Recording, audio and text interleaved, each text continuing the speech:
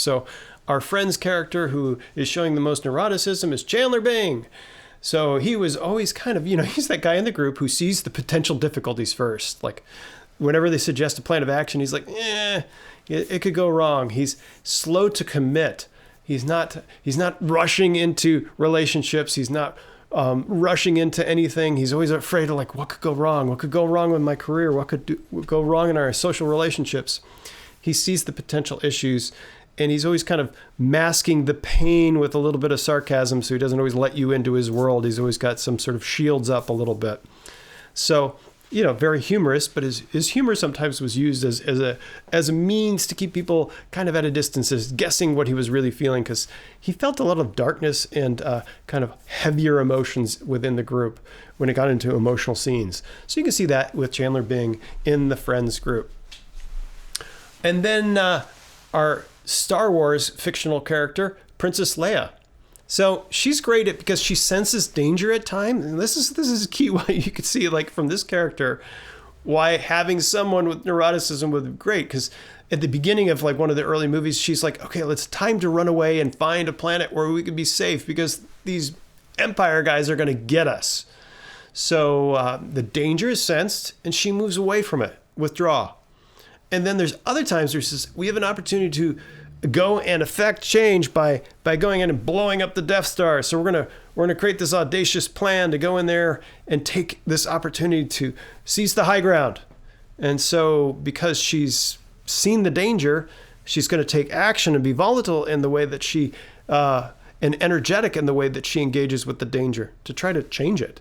So a leader who has this trait in higher amounts can both perceive danger and perceive opportunity and react appropriately within their sphere of this trait. Now, Winston Churchill is another likely leader who had high amounts of this trait, and he saw danger. So early on in World War II, before it started, there was a lot of people in British politics were saying, we should just make peace with this guy, this Hitler guy. Just make peace and things will be okay. Yeah, we'll be under their rule, but how bad could it be?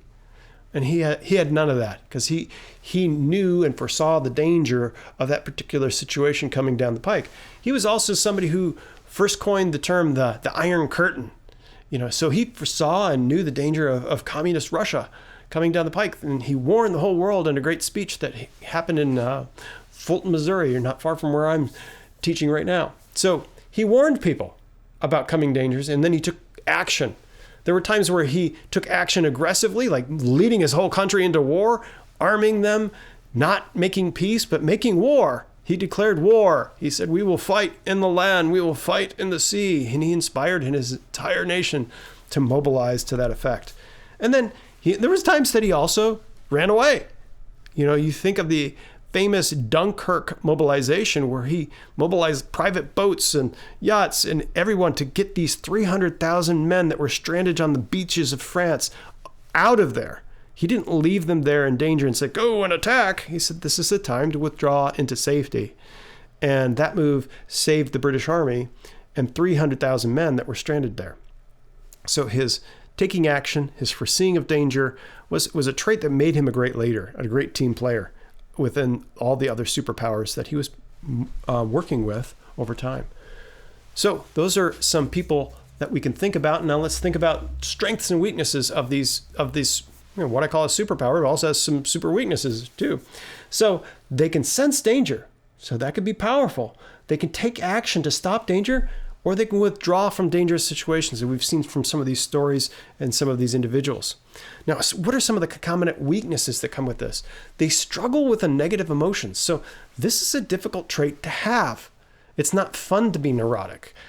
You're going to be more anxious. You're going to be a little bit more sad sometimes because you're feeling the difficulties of the world around you. You can have unhealthy volatility. You can be kind of reactive and if you haven't learned to sort of deal with this trait within yourself well, you could have unhealthy volatility or unhealthy withdrawal, where you're withdrawing from things too much. You're attacking things too much. So having this trait can be difficult.